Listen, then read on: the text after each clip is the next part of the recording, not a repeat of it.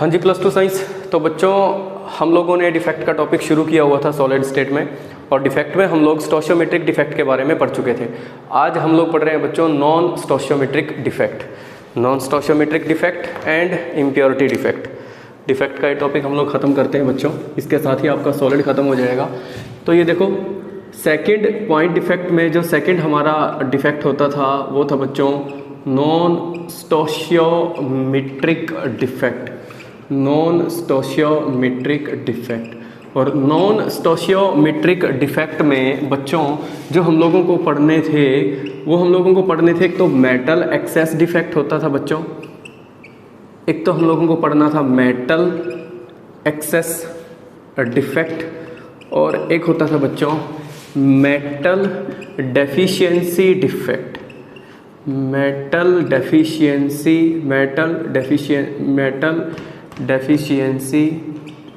Defect, metal deficiency defect, metal access defect and metal deficiency defect. और जो metal access defect है बच्चों वो आप लोगों को पढ़ना है, दो रीज़न से हो सकता है। पहला है by anion vacancies, by anion vacancies, और दूसरा हो सकता है बच्चों by the presence of extra cations in interstitial sites, ये आप लोगों को मैं बता चुका कि इंटरस्टिशियल साइट्स क्या होती हैं। इंटरस्टिशियल साइट्स के बारे में मैं आप लोगों को क्लियर कर चुका। तो हम लोग पढ़ रहे हैं मेटल एक्सेस डिफेक्ट से शुरू करते हैं बच्चों। नॉन स्टोशियोमेट्रिक वैसे होगा कौन सा? नॉन स्टोशियोमेट्रिक डिफेक्ट वो होते हैं जिसमें stoichiometry after the defect disturb हो जाती है। स्टोशियोमेट्री मतलब कि रेशो ऑफ कैटायन और एनायन, कि अगर डिफेक्ट से पहले 6 कैटायन थे 6 एनायन थे तो 1:1 रेशो आ रहा था, लेकिन डिफेक्ट होने के बाद क्या हो जाए कि 5 कैटायन हो जाए और 6 एनायन हो जाए, तो स्टोशियोमेट्री डिस्टर्ब हो जाएगी। After the defect stoichiometry maintain नहीं रहेगी। Such type of defects are called non stoichiometric defects. आप लिख सकते हो definition, the defects in which stoichiometry, that means के ratio of cations and anions will get disturbed after the defect, such type of defects are called non stoichiometric defects. Non stoichiometric defects, non stoichiometric में बच्चों पहला part हम लोग पढ़ने जा रहे हैं। नॉन स्टोशियोमेट्रिक में पहला पार्ट मैं पढ़ने जा रहा हूँ मेटल एक्सेस डिफेक्ट। कौन सा बच्चों? मेटल एक्सेस डिफेक्ट हम लोग पहले ये पढ़ने जा रहे हैं। अच्छा, मेटल एक्सेस डिफेक्ट में बच्चों मेटल एक्सेस डिफेक्ट दो रीज़न से हो सकता है। एक तो होता है बाय एनायन वैकेंसीज और एक होता है बाय कैटायन वैकेंसी, एक होता है by the presence of extra cation in interstitial sites. तो जो पहला है वो है by anion vacancies, by anion vacancies, anion vacancies. लो भाई बच्चों, एनायन वैकेंसीज से कैसे? देखो इसमें क्या होगा कि कोई भी एक पर्टिकुलर क्रिस्टल रहेगा बच्चों, कोई भी एक पर्टिकुलर क्रिस्टलाइन सॉलिड रहेगा, कोई भी एक पर्टिकुलर क्रिस्टलाइन सॉलिड रहेगा। मान लो मैंने वही NaCl का सॉलिड ले लिया बच्चों, सोडियम क्लोराइड का सॉलिड ले लेता हूँ मैं, और इस सॉलिड के अंदर सिचुएशन क्या हो जाएगी? मैं कहता हूँ यहाँ है sodium plus ion, chloride minus बच्चों, sodium plus chloride minus, sodium plus आ गया बच्चों, chloride minus, sodium plus chloride minus, sodium plus chloride minus, sodium plus और क्लोराइड माइनस। हाँ जी, इसमें क्या होगा कि देखो जैसे कि डिफेक्ट बता रहा है मेटल एक्सेस डिफेक्ट है, मेटल एक्सेस में हो जाएंगे, मेटल एक्सेस में हो जाएंगे, डिफेक्ट होने के बाद मेटल एक्सेस में हो जाएंगे। डिफेक्ट होने से पहले अगर मैं देखता हूं तो 6 कैटायन है, यानी 6 मेटल के आयन हैं, 1 2 3 4 5 6 कैटायन है और 6 ही एनायन है, 1 2 3 4 5 6 एनायन है। स्टोशियोमेट्री मेंटेन है डिफेक्ट होने से पहले। कैटायन कितने हैं? 6 है। कैटायन या मेटल आयन एक ही बात है बच्चों। कैटायन कितने हैं? 6 हैं, या मैं बोल दूं मेटल आयन कितने हैं? 6 हैं। लेकिन डिफेक्ट होने के बाद मेटल आयन एक्सेस में हो जाएंगे बच्चों, मेटल आयन एक्सेस में हो जाएंगे। तो पहला रीजन क्या हो सकता है कि एनायन वैकेंसीज हो जाएं, एनायन अपनी लैटिस साइट छोड़ के चला जाए।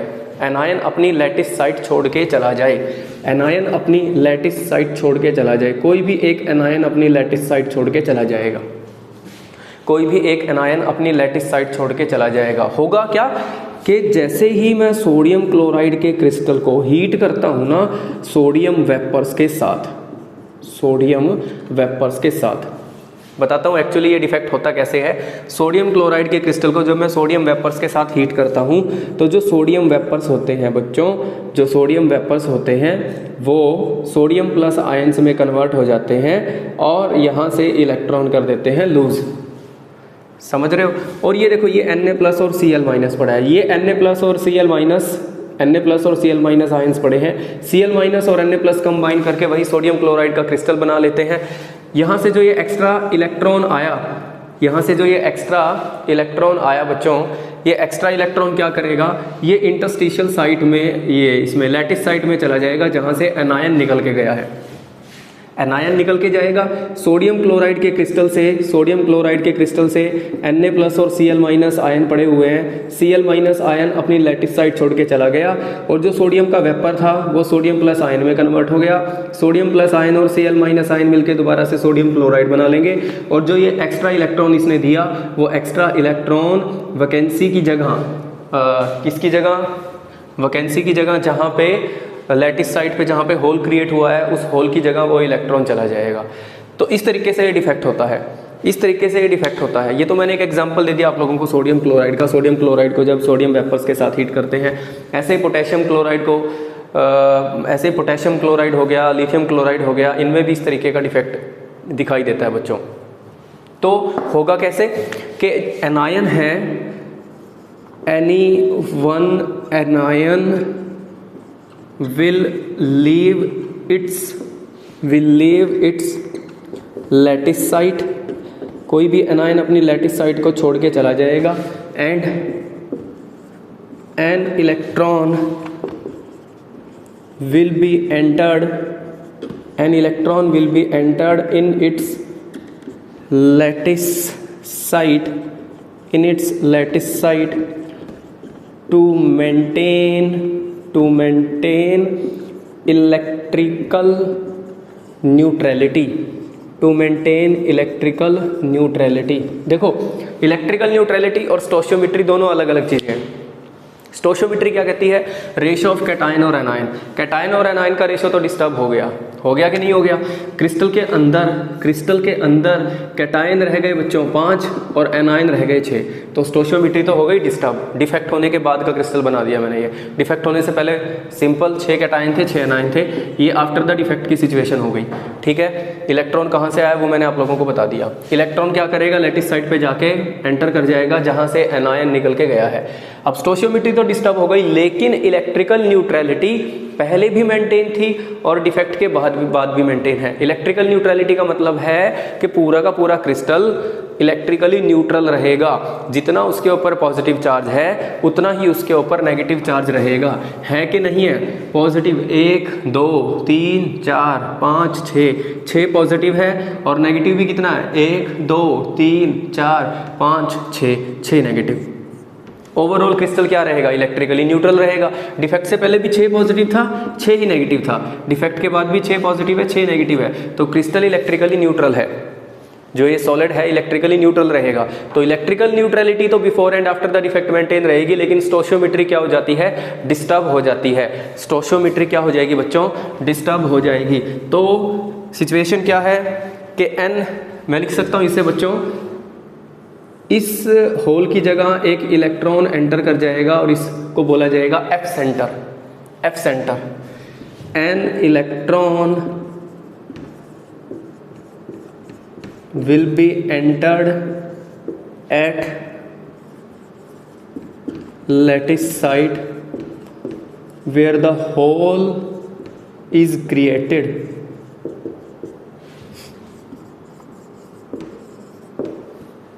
and this is called F center। इसको बोला जाता है बच्चों F सेंटर, इसको F सेंटर बोला जाएगा। एक इलेक्ट्रॉन एंटर कर जाएगा, एक इलेक्ट्रॉन एंटर कर जाएगा कहाँ पे बच्चों, an electron will be entered at the lattice site where the hole is created, this is called F center. F center क्यों बोला जाता है बच्चों इसको, एफ सेंटर बोल दो। एफ सेंटर का मतलब होता है फारबे सेंटर, एफ सेंटर का मतलब होता है फारबे सेंटर। फारबे सेंटर मतलब कलर जनरेटिंग सेंटर। इस इलेक्ट्रॉन की वजह से इस क्रिस्टल के अंदर कलर आता है। क्रिस्टल के अंदर कलर कैसे आएगा, इलेक्ट्रॉन जब ग्राउंड स्टेट पे है तो एनर्जी लेके एक्साइटेड स्टेट पे जाएगा, एक्साइटेड से वापस जब ग्राउंड स्टेट पे आएगा तो एनर्जी रिलीज करेगा, और वो एनर्जी जो आपकी होगी वो विजिबल रीजन में लाई करेगी, जिसकी वजह से इस क्रिस्टल के अंदर कलर आता है। तो इन इलेक्ट्रॉन्स की वजह से इस क्रिस्टल के अंदर कलर आना शुरू हो जाता है, तो इनको बोला जाता है एफ सेंटर। एफ सेंटर, जितने ज्यादा इसके अंदर एफ सेंटर क्रिएट होंगे, जितने ज्यादा इसके अंदर एफ सेंटर क्रिएट होंगे, एक ही एफ सेंटर क्रिएट नहीं होगा, एफ सेंटर बहुत सारी क्रिएट हो सकते हैं। एक और एनायन चला जाए उसकी जगह भी इलेक्ट्रॉन आ जाए, दूसरा एनायन चला जाए उसकी जगह भी इलेक्ट्रॉन आ जाए, जितने ज्यादा उसके अंदर एफ सेंटर क्रिएट होंगे उतनी ही ज्यादा कलर की इंटेंसिटी हो जाएगी, उतना ही ज्यादा कलर इंटेंस हो जाएगा। दूसरी बात, सॉलिड हो जाता है paramagnetic in nature. Paramagnetic in nature क्योंकि इसके अंदर जो इलेक्ट्रॉन्स हैं वो कैसे हैं, अनपेयर्ड। बच्चों अगर कहीं पे अनपेयर्ड इलेक्ट्रॉन आ रहे हैं तो जो वो सॉलिड है वो पैरामैग्नेटिक हो जाएगा नेचर में, और अगर कहीं पेयर्ड इलेक्ट्रॉन आ रहे हैं तो वो डायमैग्नेटिक हो जाता है नेचर में। तो जो ये सॉलिड है ये पैरामैग्नेटिक हो जाता है नेचर में due to the presence of unpaired electrons, due to the presence of electrons. तो आप सीधा सीधा लिख सकते हो बच्चों, जो फारबे वर्ड है, फारबे एक जर्मन वर्ड है, जो फारबे है वो एक जर्मन वर्ड है बच्चों, जिसका सीधा सीधा मीनिंग होता है कलर, जिसका सीधा सीधा मीनिंग क्या होता है, कलर। तो आप यहां लिख सकते हो बच्चों कि holes occupied by the electrons, जो वो होल ऑक्यूपाई किए हैं, holes occupied by the electrons, by the electrons are called F centers. जो ये होल्स जनरेट होंगे इनको क्या बोला जाएगा, एफ सेंटर्स बोला जाएगा, ठीक है। और solids will be paramagnetic in nature, paramagnetic in nature due to the presence of these unpaired electrons or due to the presence of these F centers। In F centers की वजह से या इन unpaired electrons की वजह से ये कैसे हो जाएंगे नेचर में, पैरामैग्नेटिक हो जाते हैं। तो ये कुछ एक प्रॉपर्टीज थी बच्चों इसकी। मेटल एक्सेस डिफेक्ट के अंदर बच्चों, मेटल एक्सेस डिफेक्ट के अंदर एक सॉलिड की प्रॉपर्टी थी जो मेटल एक्सेस डिफेक्ट दिखा देता है। कलर की अगर मैं बात करूं तो अगर सोडियम क्लोराइड का क्रिस्टल लिया है तो वहां से येलो कलर आप लोगों को दिखाई देगा अगर वहां पे एफ सेंटर जनरेट हुआ है। तो अगर KCl का क्रिस्टल लिया बच्चों तो वो वॉयलेट कलर देगा ड्यू टू एफ सेंटर्स। और लिथियम क्लोराइड का क्रिस्टल लिया है तो वो आपका पिंक कलर देगा, ड्यू टू एफ सेंटर्स। हाँ जी बच्चों, सेकंड केस पढ़ता हूं मैं इसका। सेकंड केस है by the presence of extra cations in the interstitial sites. Bye the presence of extra cations in the interstitial sites. Metal access का ही दूसरा पार्ट है बच्चों, by the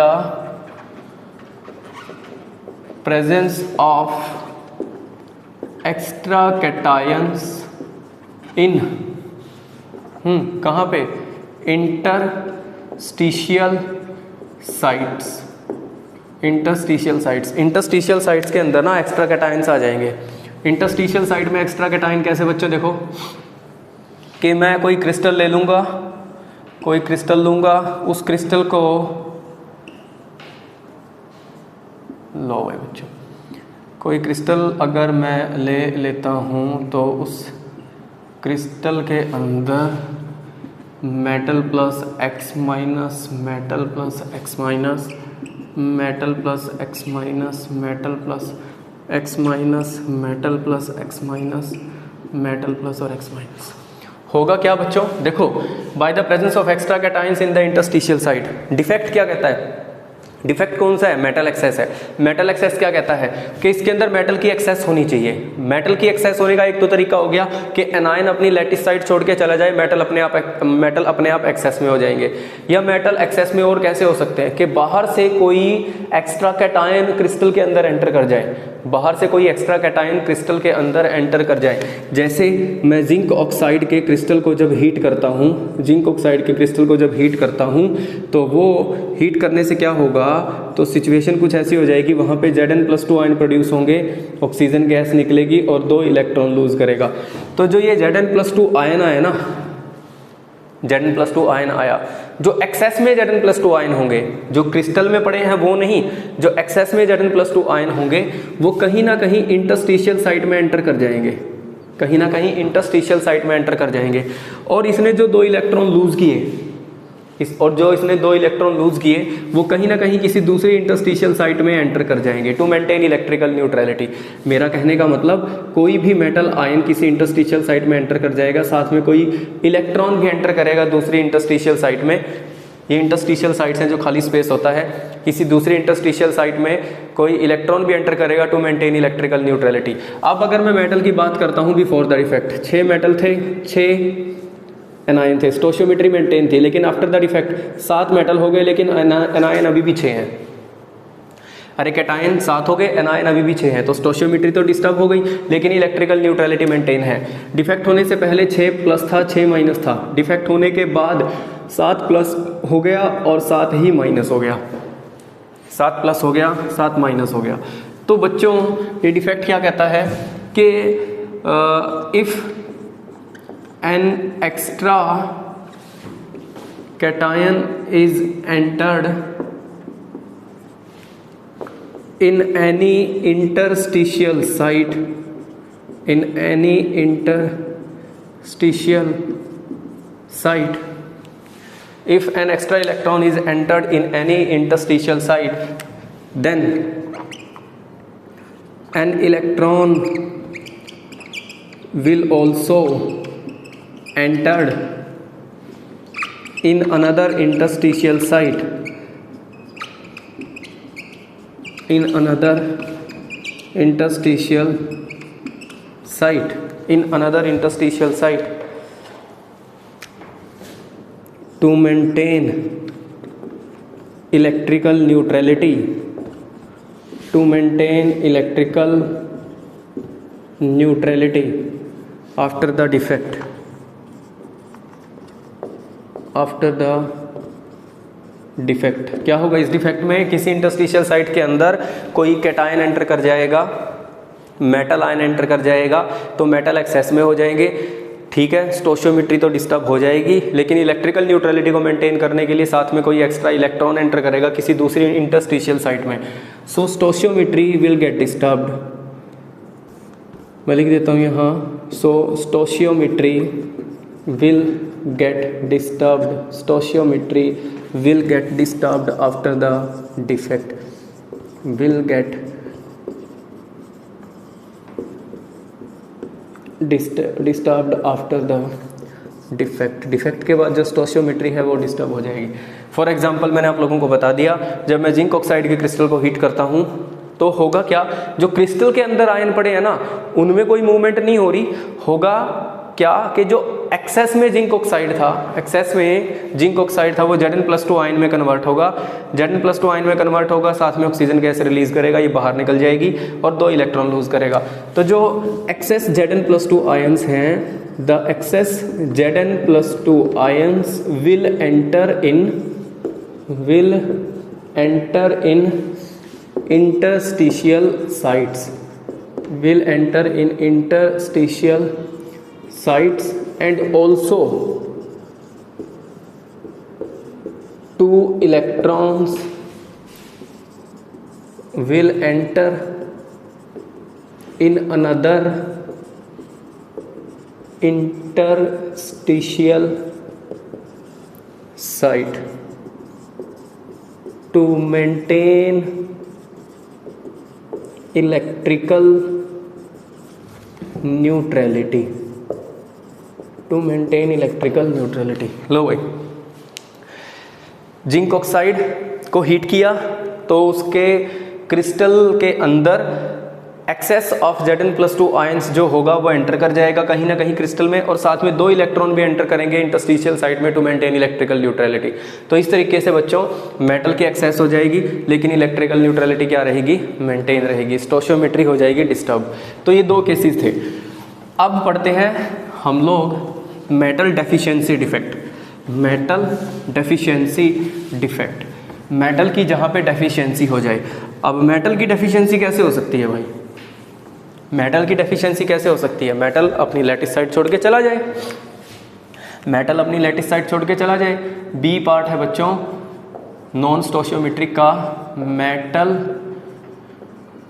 deficiency defect, metal deficiency defect, very very much important part, metal deficiency defect. इसमें क्या होगा, metal deficiency defect किस तरीके के क्रिस्टल शो करते हैं बच्चों, ये वो क्रिस्टल शो करते हैं जिनके अंदर जो मेटल आयन होते हैं वो मेनली ट्रांजिशन मेटल्स होते हैं। ये डिफेक्ट वो क्रिस्टल शो करते हैं जिनके अंदर जो मेटल आयन होते हैं वो मेनली क्या होते हैं, ट्रांजिशन मेटल्स होते हैं। वो बताता हूँ ऐसा क्यों, एक बार लिख लो बच्चों। The defect occurs when metal shows, this defect occurs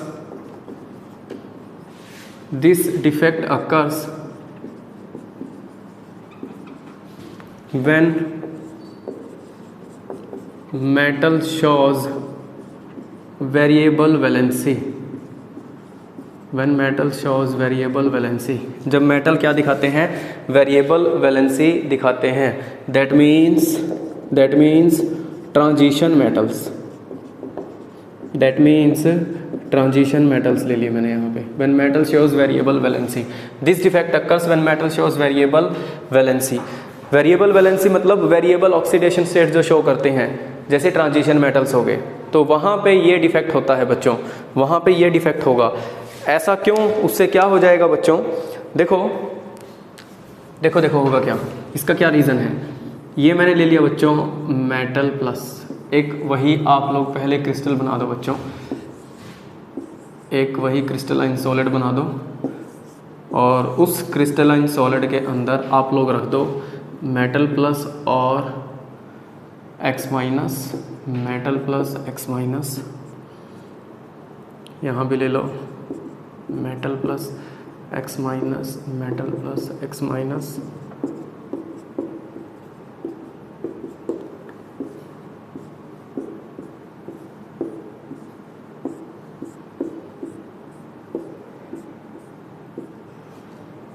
लो भाई। इसमें होगा क्या, जैसे कि है मेटल डेफिशिएंसी डिफेक्ट, कंडीशन ये है, ये उन क्रिस्टल्स के अंदर होगा जहाँ पे metal variable oxidation state show करता हो। क्यों, किसी भी रीज़न से, कोई भी कंडीशन अप्लाई करने से, टेम्परेचर देने से, प्रेशर देने से, कोई भी कंडीशन अप्लाई करने से कोई भी मेटल अपनी लैटिस साइड छोड़ के चला जाएगा। मेटल अपनी लैटिस साइड छोड़ के चला गया तो मेटल की क्या हो गई, डेफिशिएंसी।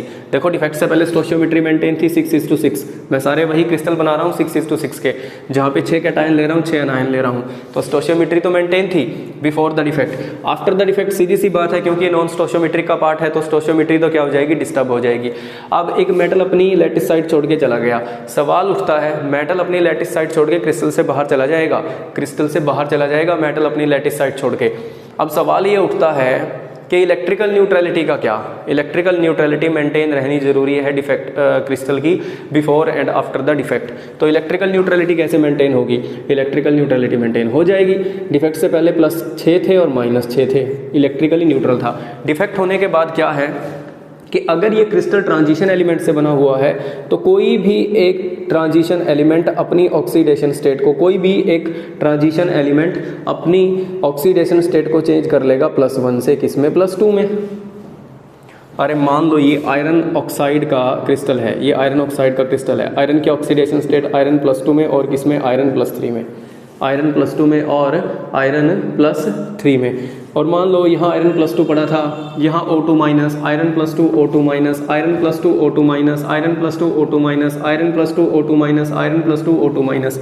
एक आयरन +2 अपनी लैटिस साइड छोड़ के चला गया, कितने चार्ज की कमी हो गई, +2 चार्ज की कमी हो गई।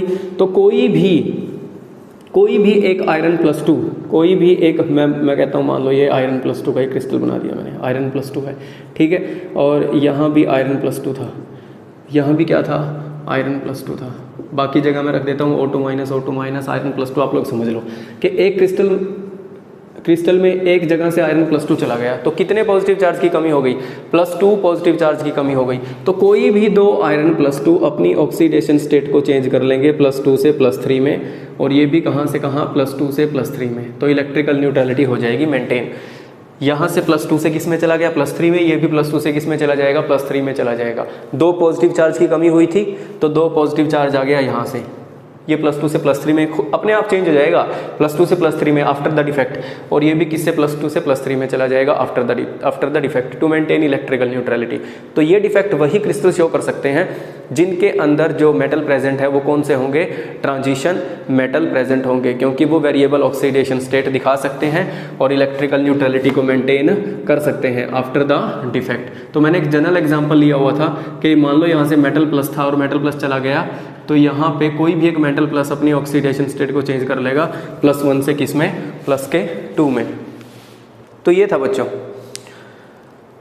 तो सीधी सी बात है बच्चों, मैं लिख सकता हूँ कि दिस डिफेक्ट विल अराइजेस, कब होगा ये, when any metal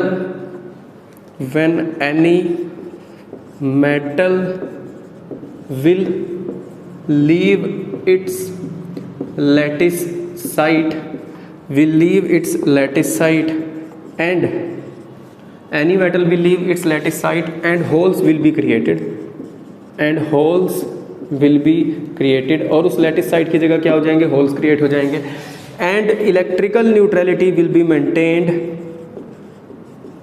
and electrical neutrality will be maintained, कैसे मेंटेन होगी बच्चों इलेक्ट्रिकल न्यूट्रलिटी, कोई भी दूसरा मेटल आयन अपनी ऑक्सीडेशन स्टेट को क्या कर लेगा, चेंज कर लेगा, by changing the oxidation state by an adjacent ions,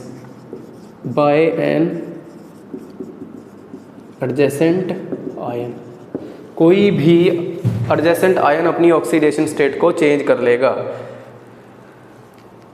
समझ रहे हो। And electrical neutrality will be maintained by changing the oxidation state by an adjacent ion, कोई भी एडजेसेंट आयन अपनी ऑक्सीडेशन स्टेट को क्या कर लेगा, चेंज कर लेगा। तो इस तरीके से इलेक्ट्रिकल न्यूट्रलिटी भी क्या हो जाएगी बच्चों, मेंटेन हो जाएगी, इलेक्ट्रिकल न्यूट्रलिटी मेंटेन हो जाएगी। तो मेटल डेफिशिएंसी कहाँ पे होगा बच्चों, मेटल डेफिशिएंसी वहाँ होगा जहाँ मेटल अपनी लैटिस साइड छोड़ के चला जाएगा, होल्स क्रिएट हो जाएंगे, पहली बात। दूसरी बात, उन क्रिस्टल्स के अंदर होगा जहाँ पे मेटल क्या रहेंगे, ट्रांजिशन एलिमेंट रहेंगे।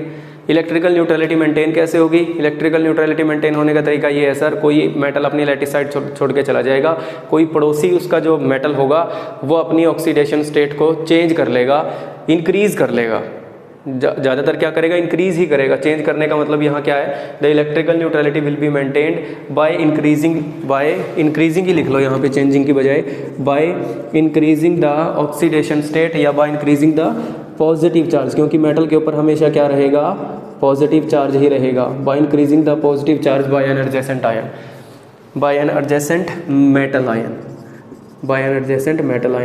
एडजेसेंट मेटल आयन अपनी ऑक्सीडेशन स्टेट को, अपने पॉजिटिव चार्ज को क्या कर लेगा, इंक्रीज कर लेगा, ताकि इलेक्ट्रिकल न्यूट्रलिटी क्या रहे, आफ्टर द डिफेक्ट मेंटेन रहे।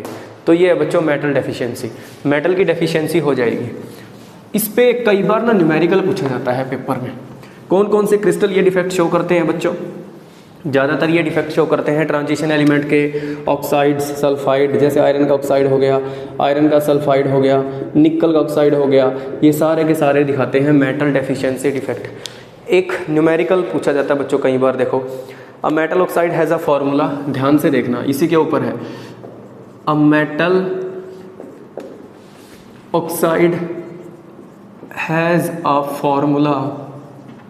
Formula metal 0.96 oxygen 11, calculate the percentage of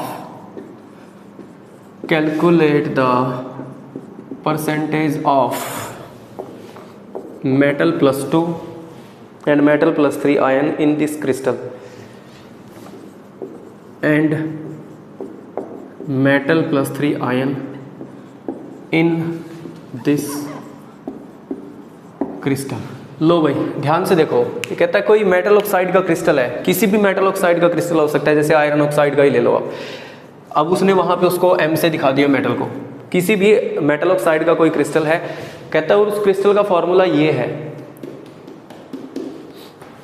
metal है 0.96, ऑक्सीजन है 1, यानी एक ऑक्सीजन के लिए मेटल कितना है 0.96 है, एक ऑक्सीजन के लिए मेटल कितना है 0.96 है। स्टोशियोमेट्री मेंटेन नहीं है, स्टोशियोमेट्री मेंटेन नहीं है, समझ रहे हो बच्चों, स्टोशियोमेट्री मेंटेन नहीं है। एक ऑक्सीजन के लिए पूरा एक मेटल होना चाहिए था, स्टोशियोमेट्री मेंटेन नहीं है, तो नॉन स्टोशियोमेट्रिक डिफेक्ट हो रहा है इसका मतलब। तो नॉन स्टोशियोमेट्रिक डिफेक्ट है, और ये कौन सा है, मेटल डेफिशिएंसी है। मेटल की क्या हो रही है, डेफिशिएंसी है, मेटल कम है ऑक्सीजन के कंपैरिजन में, एनायन के कंपैरिजन में मेटल क्या है, कम है, तो मेटल डेफिशिएंसी डिफेक्ट के ऊपर न्यूमेरिकल है, इससे ये पता चलता है।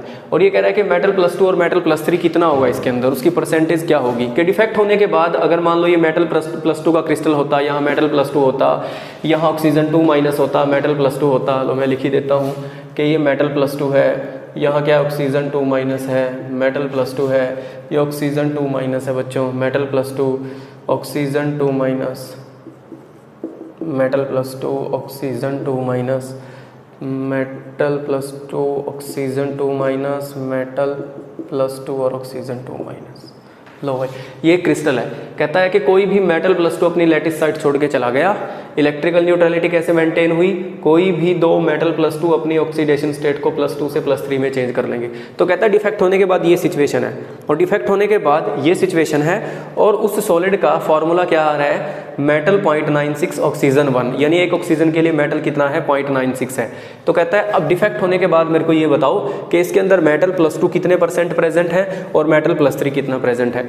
कॉमन सेंस की बात है कि डिफेक्ट होने के बाद मेटल +3 तो कम ही रहेगा मेटल +2 के कंपैरिजन में, क्योंकि सारा का सारा क्रिस्टल किससे बना हुआ था, मेटल +2 आयन से बना हुआ था, तो मेटल +2 तो ज़्यादा आएगा और मेटल +3 की परसेंटेज क्या आएगी, कम आएगी। अब इसको सॉल्व कैसे किया जाए सर, सॉल्व जिसको ये पता है ना कि electrical neutrality before and after the defect maintain रहेगी, स्टोशियोमेट्री डिस्टर्ब होती है लेकिन इलेक्ट्रिकल न्यूट्रलिटी क्या रहेगी, मेंटेन रहेगी, वो इसको आराम से सॉल्व कर लेगा।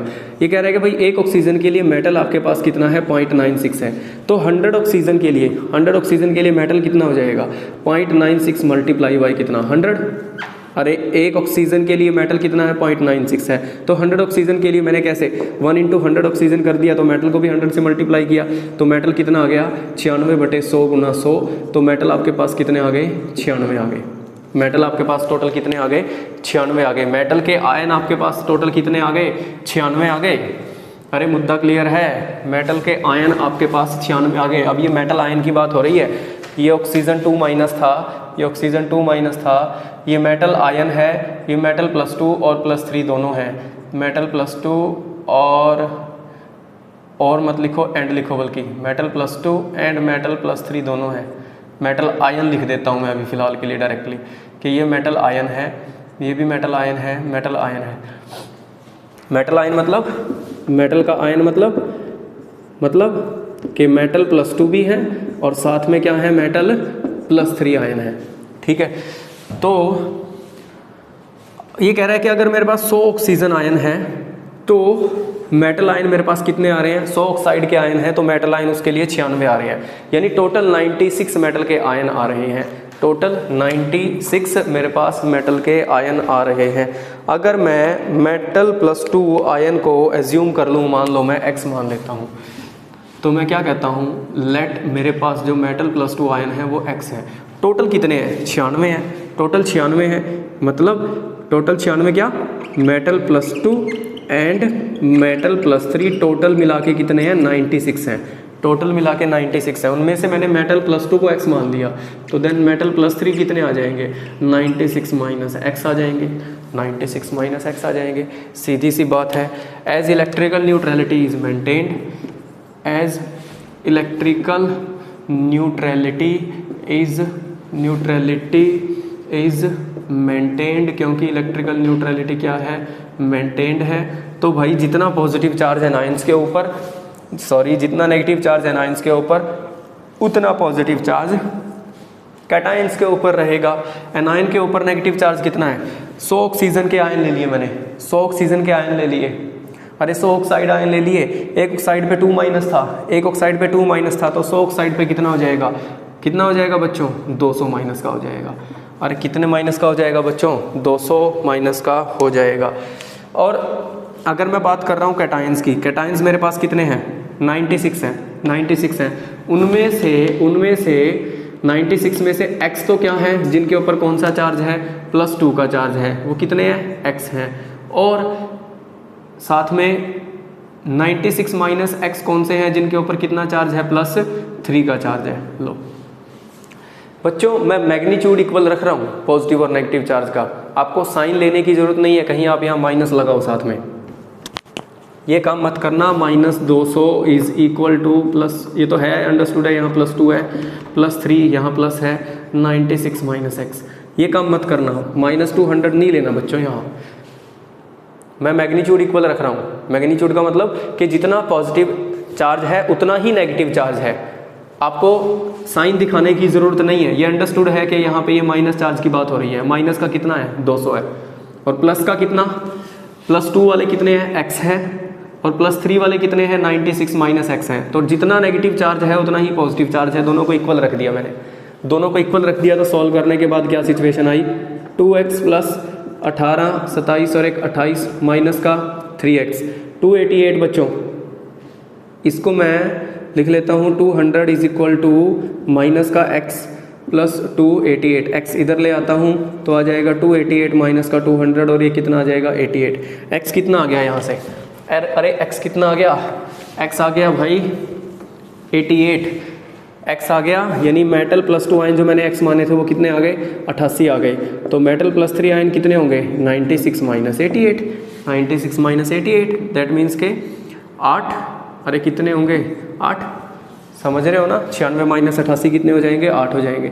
अब उसने पूछा, वो तो पता चल गया मेरे को कि क्रिस्टल के अंदर मेटल +2 आयन कितने प्रेजेंट है। मेटल +2 आयन तो 88 प्रेजेंट है, मैंने बताया भी था आप लोगों को कि मेटल +2 ज़्यादा प्रेजेंट होंगे, मेटल +3 कम प्रेजेंट होंगे। तो मेटल +3 तो 8 है और मेटल +2 कितने हैं, 88 है।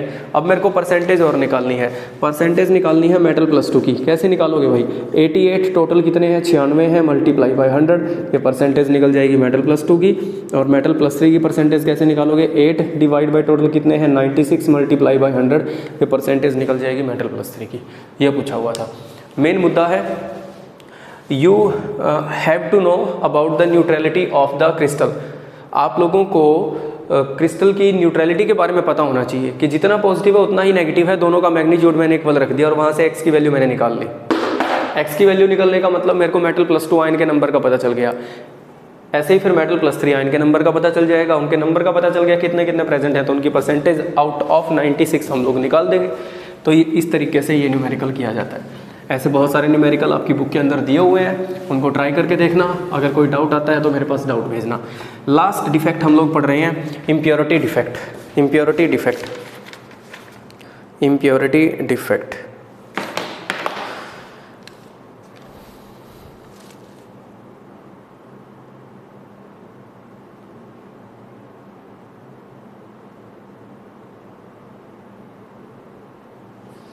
लो भाई बच्चों, हम लोगों को लास्ट पढ़ना है इम्प्योरिटी डिफेक्ट। और इम्प्योरिटी डिफेक्ट हम लोगों को पढ़ना है आयनिक सॉलिड के केस में, आयनिक सॉलिड के केस में बच्चों, और कोवलेंट सॉलिड के केस में।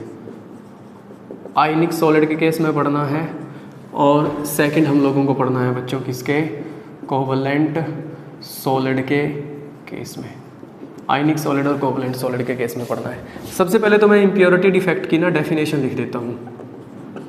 इम्प्योरिटी डिफेक्ट क्या होता है बच्चों? इम्प्योरिटी डिफेक्ट क्या होगा कि किसी भी आयनिक सॉलिड के अंदर या कोवलेंट सॉलिड के अंदर बाहर से कोई आयन एंटर कर जाएगा, बाहर से कोई आयन एंटर कर जाएगा, तो उस बाहर से कोई आयन एंटर कर जाएगा उसको मैं इम्प्योरिटी बोलूँगा। बाहर से कोई आयन हम लोग एंटर करवाएंगे उसको एज एन इम्प्योरिटी कंसीडर किया जाएगा। तो उसकी वजह से उस सॉलिड क्रिस्टल के अंदर जो डिफेक्ट हो जाएगा उस डिफेक्ट को बोला जाएगा इम्प्योरिटी डिफेक्ट। और बाहर से जो आयन एंटर करेगा उसको बोला जाएगा foreign ion. Foreign ion, foreign ion, बाहर से जो आयन एंटर करेगा फॉरेन आयन बोला जाएगा बच्चों। तो लिख लो इसकी डेफिनेशन, इफ फॉरेन एटम और ion will entered as impurity, if foreign atom और ion as impurity occupies a lattice site, as impurity occupies a lattice site, then such type of defect is called impurity defect, impurity defect। इस तरीके के defect को बोला जाता है impurity defect. If foreign atom और ion as impurity हम लोग एंटर करवाएंगे, बताता हूँ क्यों एंटर करवाएंगे, उसका क्या फ़ायदा होगा। इफ़ फॉरेन एटम और ion as impurity occupies a lattice site, foreign atom और आयन आएगा वो उस क्रिस्टल के अंदर लैटिस साइट की जगह घुस जाएगा।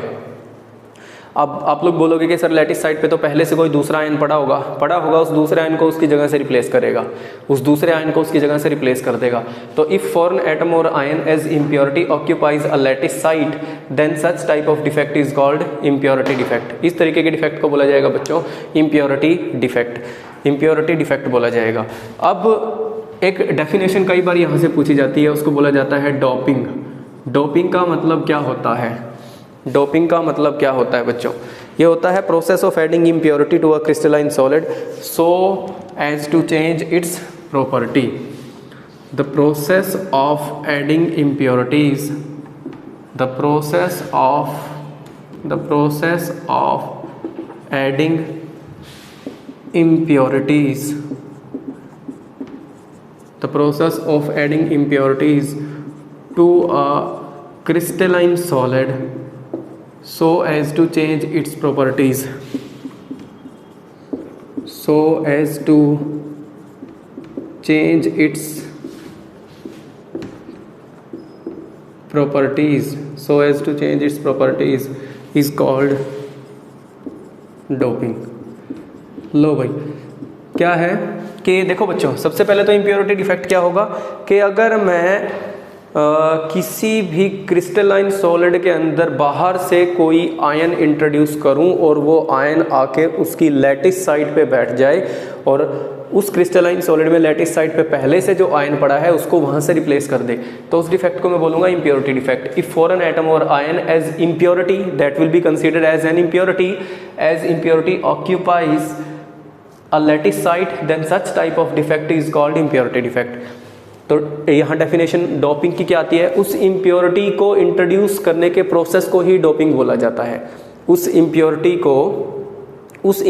को उस क्रिस्टलाइन सॉलिड में एंटर करने के प्रोसेस को ही डोपिंग बोला जाता है, जिससे उसकी प्रॉपर्टीज़ क्या हो जाती हैं? चेंज हो जाती हैं, जिससे उस क्रिस्टलाइन सॉलिड की प्रॉपर्टीज चेंज हो जाती हैं। इस प्रोसेस को ही डोपिंग बोला जाता है। The process of adding impurities to a crystalline solid so as to change its properties, so as to change its properties, ताकि उसकी प्रॉपर्टीज चेंज हो जाएं, is called doping, is called doping. देखो doping करता हूं मैं आयनिक सॉलिड के case में, आयनिक सॉलिड के केस में डोपिंग करता हूं, कोवलेंट सॉलिड के केस में डोपिंग करता हूं, दोनों केस में पढ़ते हैं।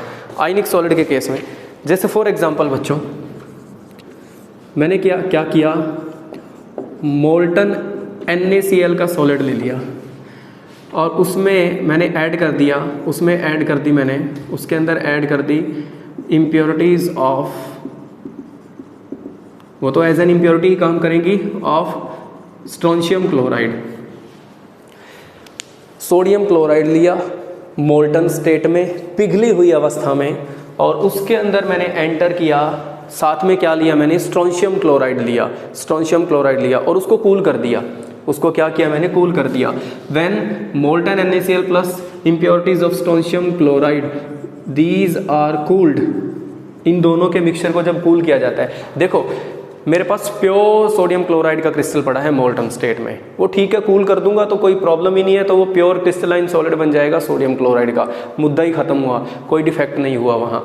मैं चाहता हूँ कि वहाँ मैं डिफेक्ट क्रिएट करूँ, मैं बताता हूँ कि उसका क्या रीज़न होगा कि मैं डिफेक्ट क्यों क्रिएट कर रहा हूँ। मैं चाहता हूँ कि वहाँ मैं डिफेक्ट क्रिएट करूँ, और कौन सा डिफेक्ट क्रिएट करूँ, इम्प्योरिटी डिफेक्ट क्रिएट करूँ। तो उस मोल्टन NaCl के साथ में मैं क्या करूँगा, वहाँ पे कुछ स्ट्रोंशियम क्लोराइड की अमाउंट एंटर कर दूंगा, और फिर उस मोल्टन NaCl को मैं कूल कर दूंगा। कूल करने के बाद बच्चों वो किस में कन्वर्ट हो जाएगा, आफ्टर कूलिंग बच्चों ये जिस क्रिस्टलाइन सॉलिड में कन्वर्ट होगा, सोडियम क्लोराइड के जिस क्रिस्टलाइन सॉलिड में कन्वर्ट होगा, वहाँ क्या सिचुएशन होगी, देखो वहाँ कुछ ऐसी सिचुएशन हो जाएगी। मैं बना देता हूँ एक बार, ये कोवेलेंट का नहीं है, आयनिक ही पढ़ा रहा हूँ फिलहाल मैं सोडियम क्लोराइड का क्रिस्टल बनाता हूँ, और स्ट्रोंशियम क्लोराइड मैंने उसके अंदर लेके कुछ अमाउंट स्ट्रोंशियम क्लोराइड की मैंने उसको क्या कर दिया, कूल कर दिया। तो कूल करने के बाद वहाँ पे जो इम्प्योरिटीज़ होंगी, किसकी, स्ट्रोंशियम की, किसकी इम्प्योरिटीज़ हैं बच्चों, स्ट्रोंशियम की जो इम्प्योरिटीज़ हैं वो सोडियम प्लस आयन को उसके क्रिस्टल से ना रिप्लेस कर देंगी, सोडियम प्लस आयन को उसके क्रिस्टल से रिप्लेस कर देंगी। मुद्दा क्लियर हुआ, सोडियम प्लस आयन को उसके क्रिस्टल से रिप्लेस कर देंगी। लो भाई, ये सोडियम प्लस आयन उसके क्रिस्टल से चला जाएगा, सोडियम प्लस आयन उसके क्रिस्टल से चला जाएगा, दो सोडियम प्लस आयन को भगाएगा एक स्ट्रोंशियम प्लस आयन। मैंने क्या किया, मैंने मोल्टन NaCl के साथ कुछ इम्प्योरिटीज़ स्ट्रोंशियम क्लोराइड की डाल के मैंने उसको उस मिक्सचर को कूल कर दिया। कूल करने के बाद जो क्रिस्टलाइन सॉलिड आएगा वो कुछ इस तरीके से आएगा कि एक स्ट्रोंशियम प्लस 2 आयन दो सोडियम प्लस आयन को रिप्लेस करेगा, एक स्ट्रोंशियम प्लस 2 आयन दो सोडियम प्लस आयन को रिप्लेस करेगा टू मेंटेन इलेक्ट्रिकल न्यूट्रलिटी। क्योंकि प्लस का 2 पॉजिटिव कम होगा तभी तो, क्योंकि ये प्लस का 2 एंटर कर रहा है तो प्लस का 2 पॉजिटिव ही कम करना पड़ेगा इसको टू मेंटेन इलेक्ट्रिकल न्यूट्रलिटी। तो एक स्ट्रोंशियम प्लस 2 आयन दो सोडियम प्लस आयन को रिप्लेस करेगा, तो किसी भी एक सोडियम प्लस आयन की जगह एक स्ट्रोंशियम प्लस 2 आयन जाके बैठ जाएगा, तो ये डिफेक्ट हो जाएगा। ये इम्प्योरिटी मैंने इंट्रोड्यूस कर दी स्ट्रोंशियम प्लस 2 आयन की, किसके अंदर, आयनिक सॉलिड के अंदर। किसके आयनिक सॉलिड के अंदर, सोडियम क्लोराइड के आयनिक सॉलिड के अंदर। अब इसका फ़ायदा क्या हुआ सर, इसका फ़ायदा ये हुआ इसमें होल्स क्रिएट हो गए। क्या क्रिएट हो गए, होल्स क्रिएट हो गए, और जितने ज़्यादा होल क्रिएट होंगे, होल के मूवमेंट की वजह से उसकी जो कंडक्टिविटी है सॉलिड की वो बढ़ जाती है। तो इसलिए ये इम्प्योरिटीज़ मैं इंट्रोड्यूस करता हूँ इसके अंदर to increase its electrical conductivity, to increase its electrical conductivity. तो अगर मैंने मोल्टन NaCl जो कि आयनिक सॉलिड था उसके अंदर कुछ इम्प्योरिटीज़ अगर मैंने स्ट्रोंशियम क्लोराइड की डाल दी, उसको कूल कर दिया, तो ये डिफेक्टेड सॉलिड आएगा जिसके अंदर मैंने स्ट्रोंशियम प्लस 2 की कुछ एक इम्प्योरिटीज़ डाली हुई है, और एक स्ट्रोंशियम प्लस 2 आयन दो सोडियम प्लस आयन को रिप्लेस करेगा।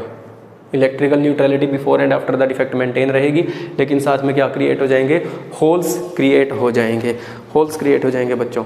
ऐसे ही अगर मैं ले लेता हूँ सिल्वर क्लोराइड और कैडमियम क्लोराइड का मिक्सचर ले लिया, इसके अंदर भी कौन सा डिफेक्ट होगा, impurity defect in case of ionic solid हो जाएगा। सिल्वर क्लोराइड और कैडमियम क्लोराइड, दो सिल्वर प्लस आयन को एक कैडमियम प्लस 2 आयन रिप्लेस करेगा, दो सिल्वर प्लस आयन को एक कैडमियम प्लस 2 आयन रिप्लेस करेगा, और उसके अंदर क्या क्रिएट हो जाएंगे, होल्स क्रिएट हो जाएंगे, बिल्कुल इसकी तरह होल्स क्रिएट हो जाएंगे।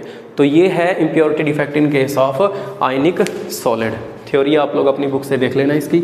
अब मैं कोवलेंट सॉलिड का केस बताता हूँ आप लोगों को। अब मैं बता रहा हूँ कोवलेंट सॉलिड के केस में हम कैसे पढ़ते हैं इम्प्योरिटी डिफेक्ट को। कोवलेंट सॉलिड में देख लो भाई बच्चों, मैं लेता हूं कोवलेंट सॉलिड, ध्यान से समझना। कोवलेंट सॉलिड के केस में बच्चों ग्रुप नंबर 13, ग्रुप नंबर 14 और ग्रुप नंबर 15, 3 ले लेता हूं मैं, मैक्सिमम यहीं से क्वेश्चन पूछा जाता है आप लोगों का। Boron, aluminium, gallium, indium, thallium, ठीक है, carbon, silicon, germanium, tin, lead, nitrogen, phosphorus, arsenic, antimony, bismuth, और ये चलता रहेगा आगे। बच्चों अगर मैं ग्रुप नंबर, ध्यान से सुनो, क्योंकि ये क्या बनाते हैं, कोवलेंट सॉलिड्स बनाते हैं। नॉन मेटल्स हैं, नॉन मेटल सॉलिड्स क्या बनाते हैं, कोवलेंट सॉलिड बनाते हैं। जैसे मैंने सिलिकॉन का सॉलिड ले लिया, सिलिकॉन, सिलिकॉन, सिलिकॉन, सिलिकॉन, ये silicon silicon silicon silicon silicon silicon. ठीक है, मैंने क्या किया, ग्रुप नंबर 14 का कोई भी एक एलिमेंट उठाया और उससे मैंने कोई कोवलेंट सॉलिड बना दिया। वैलेंस इलेक्ट्रॉन कितने होंगे इसके? 4, इसके 3 और इसके 5। पता है आप लोगों को, ग्रुप नंबर 14 के वैलेंस 4 होंगे, 13 के 3 होंगे और 15 के 5 होंगे। 4 वैलेंस इलेक्ट्रॉन होंगे बच्चों, तो 1 2 3 4। इसके भी कितने हैं? एक यहाँ से आएगा, 2 3 4। ये दोनों कोवलेंट मिलके आपस में ये दोनों इलेक्ट्रॉन मिलके आपस में क्या करेंगे? कोवलेंट बॉन्ड बनाएंगे। तो 1 2 3, इसके भी 1 2 3 4, हर एक के 4 इलेक्ट्रॉन। लो भाई, इसका 4th इलेक्ट्रॉन ये, तो दोनों के बीच में क्या बन गया? कोवलेंट बॉन्ड बन गया। इसका ये इलेक्ट्रॉन आया इसके साथ कोवलेंट, तो समझ गए होगे मैं क्या कर रहा हूँ? हर एक के 4 इलेक्ट्रॉन दिखा दो आप बस। हर एक सिलिकॉन के 4 इलेक्ट्रॉन दिखा दो, हर एक सिलिकॉन के 4 इलेक्ट्रॉन शो करो बच्चों।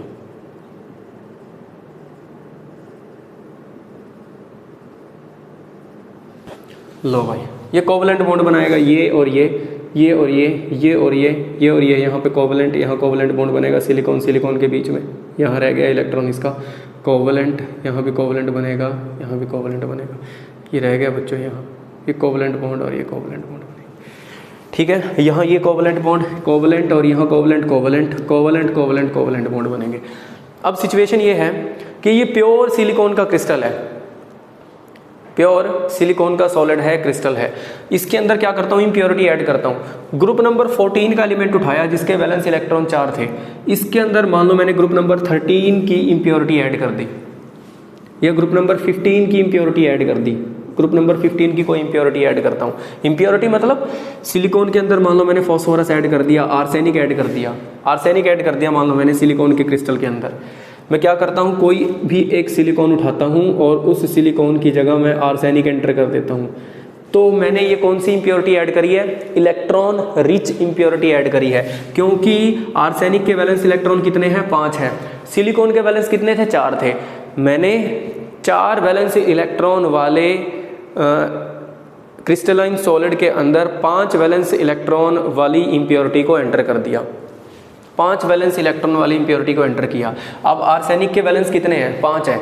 तो 1 2 3 4 और एक इलेक्ट्रॉन क्या रहेगा? एक्स्ट्रा रहेगा। तो 4 इलेक्ट्रॉन तो 4 कोवलेंट बॉन्ड बनाने में बिजी रहेंगे, 1 2 3 4। और जो ये एक्स्ट्रा इलेक्ट्रॉन आया, ये वाला, ये ऐसे सर्कल से दिखा देता हूँ मैं, ये जो एक्स्ट्रा इलेक्ट्रॉन आया ये क्रिस्टल में घूमना शुरू कर देगा इधर उधर, और जिसकी वजह से ये बन जाएंगे एन टाइप सेमीकंडक्टर। क्या बन जाएंगे? N type semiconductor. इन इलेक्ट्रॉन्स की मूवमेंट की वजह से ये करंट कंडक्ट करना शुरू कर देगा बच्चों, करंट कंडक्ट करना शुरू कर देगा, इलेक्ट्रिसिटी कंडक्ट करना शुरू कर देगा due to the movement of these extra electrons. तो जब मैं ग्रुप नंबर 13 के एलिमेंट्स, ग्रुप नंबर 14 के एलिमेंट्स में ग्रुप नंबर 15 की कोई इंप्योरिटी इंट्रोड्यूस करता हूँ, तो वहाँ से क्या बनते हैं बच्चों? N type semiconductor. तो बनते हैं एन टाइप सेमीकंडक्टर बनते हैं। ठीक है, एन टाइप सेमीकंडक्टर। अब सोचो अगर मैं ग्रुप नंबर 13 की इंप्योरिटी ऐड करूं ग्रुप नंबर 14 के अंदर, ग्रुप नंबर 13 की इंप्योरिटी ऐड कर दूं ग्रुप नंबर 14 के अंदर। लो भाई, मैं कहता हूं कि मान लो मैंने बोरॉन, एल्यूमिनियम एंटर कर दिया या गैलियम एंटर कर दिया। मान लो मैंने एल्यूमिनियम एंटर कर दिया, यहाँ पे एल्यूमिनियम के बैलेंस कितने होंगे? 3 होंगे। तो 1 2 और 3, 1 2 और 3। यहाँ पे कोई एक्स्ट्रा इलेक्ट्रॉन नहीं है, यहाँ पे कोई 4th इलेक्ट्रॉन नहीं है सामने वाले सिलिकॉन के साथ बॉन्ड बनाने के लिए। तो यहाँ क्या होंगे? यहाँ होल्स क्रिएट हो जाएंगे। यहाँ क्या होंगे? यहाँ होल्स क्रिएट हो जाएंगे। पहले मैंने क्या किया? ग्रुप नंबर 14 के अंदर ग्रुप नंबर 15 की इंप्योरिटी एंटर करी। कौन सी इंप्योरिटी एंटर करी? इलेक्ट्रॉन रिच इंप्योरिटी एंटर करी। इलेक्ट्रॉन रिच इंप्योरिटी अगर मैं एंटर करूंगा तो इसके अंदर एक्स्ट्रा इलेक्ट्रॉन्स आ जाएंगे और ये किस में कन्वर्ट हो जाएगा? एन टाइप सेमीकंडक्टर में कन्वर्ट हो जाएगा, जिनका हम यूज कर सकते हैं। और अगर मैं ग्रुप नंबर 14 के अंदर ग्रुप नंबर 13 की किसी इम्प्योरिटी को एंटर करता हूं तो ग्रुप नंबर 13 के वैलेंस होते हैं 3। मान लो मैंने एल्यूमिनियम को एंटर कर दिया, एल्यूमिनियम के वैलेंस इलेक्ट्रॉन कितने हैं? 3 हैं, 1 2 3, लेकिन चाहिए थे मेरे को कितने? मिनिमम 4 इलेक्ट्रॉन चाहिए थे 4 कोवेलेंट बॉन्ड बनाने के लिए। तो यहाँ से ये कोवेलेंट बॉन्ड बन जाएगा, ये कोवेलेंट बॉन्ड भी बन जाएगा, ये कोवेलेंट बॉन्ड बन जाएगा, लेकिन दिक्कत यहाँ आएगी कि यहाँ पे एल्यूमिनियम के पास इलेक्ट्रॉन ही नहीं है इस सामने वाले सिलिकॉन के साथ कोवेलेंट बॉन्ड बनाने के लिए। तो यहाँ पे होल्स क्रिएट होना शुरू हो जाएंगे, होल क्रिएट होना शुरू हो जाएंगे। मान लो कि कोई पड़ोसी एटम का इलेक्ट्रॉन जंप करके यहाँ चला जाए इन होल्स को फिल करने के लिए, तो वहाँ होल क्रिएट हो जाएंगे। तो ये होल क्रिएट हो जाएंगे और इन होल्स की मूवमेंट की वजह से ये भी करंट कंडक्ट करता है, इलेक्ट्रिसिटी कंडक्ट करता है। इनको बोला जाता है पी टाइप सेमीकंडक्टर। इनको क्या बोला जाएगा? P type semiconductor, P type semiconductor. तो पी टाइप सेमीकंडक्टर कैसे बनेंगे बच्चों? पी टाइप सेमीकंडक्टर कब बनेंगे? जब ग्रुप नंबर 14 के किसी एलिमेंट के अंदर ग्रुप नंबर 13 की कोई इम्प्योरिटी एंटर कर दूंगा तो सीधा सा सार क्या है, ध्यान से सुनो, कि कोई भी कोवेलेंट सॉलिड लिया, उस कोवेलेंट सॉलिड के अंदर अगर मैं कोई इलेक्ट्रॉन रिच इम्प्योरिटी एंटर करता हूँ, कोई इलेक्ट्रॉन रिच इम्प्योरिटी एंटर करता हूँ तो वहाँ एन टाइप सेमीकंडक्टर बनेंगे, और अगर मैं इलेक्ट्रॉन डेफिशिएंट इम्प्योरिटी एंटर करता हूँ तो वहाँ पी टाइप सेमीकंडक्टर बनेंगे। फॉर एग्जाम्पल, मैंने ग्रुप नंबर 14 में से सिलिकॉन उठा लिया, सिलिकॉन के वैलेंस इलेक्ट्रॉन 4 होते हैं, मैंने उसके अंदर ग्रुप नंबर 15 का एक एलिमेंट एंटर किया, ग्रुप नंबर 15 का कोई भी एलिमेंट एंटर किया एज एन इम्प्योरिटी, जिसके वैलेंस इलेक्ट्रॉन कितने थे? 5 थे, इसके 4 थे, इसके 5 थे, मैंने आर्सेनिक को यहाँ एंटर किया तो 5 थे, 5 में से 4 तो यूज हो गए कोवेलेंट बॉन्ड बनाने के लिए, एक जो एक्स्ट्रा इलेक्ट्रॉन होगा वो मूव करना शुरू करेगा throughout the covalent solid, तो जिसकी वजह से वो क्या बन जाएंगे? N type semiconductor. इनके वैलेंस इलेक्ट्रॉन 4 होते हैं। अगर मैं ग्रुप नंबर 13 की कोई इम्प्योरिटी इनके अंदर एंटर कर दूं तो भाई 4 है, इनके वैलेंस कितने हैं? 3 हैं, तो एक इलेक्ट्रॉन की कमी रहेगी। जहां पे इलेक्ट्रॉन की कमी रहेगी कोवेलेंट बॉन्ड बनाने के लिए, वहां क्या होल क्रिएट होना शुरू हो जाएंगे, और उन होल की मूवमेंट की वजह से भी ये इलेक्ट्रिसिटी कंडक्ट करता है, तो ये बन जाएंगे पी टाइप सेमीकंडक्टर, ये बन जाएंगे पी टाइप सेमीकंडक्टर। ठीक है, अगर ग्रुप नंबर 13 को ग्रुप नंबर 14 के अंदर डोप किया जाएगा, ग्रुप नंबर 13 की डोपिंग करी जाएगी ग्रुप नंबर 14 के अंदर, तो बनेंगे पी टाइप सेमीकंडक्टर, और अगर ग्रुप नंबर 15 की डोपिंग करी जाएगी ग्रुप नंबर 14 के अंदर तो बनेंगे एन टाइप सेमीकंडक्टर। ये था बच्चों impurity in case of covalent solids. इसके साथ ही आप लोगों का सॉलिड स्टेट हो गया ख़त्म, और बच्चों हम लोग नेक्स्ट वीडियो में पढ़ना शुरू करेंगे आप लोगों का next unit which is surface chemistry. Surface के बाद आप लोगों का फिजिकल केमिस्ट्री का पोर्शन हो जाएगा ख़त्म। ठीक है बच्चों, पढ़ते रहो, और कोई भी अगर आप लोगों को डाउट होता है, प्रॉब्लम होती है तो मेरे पास भेजना। ओके बच्चों, थैंक यू वेरी मच।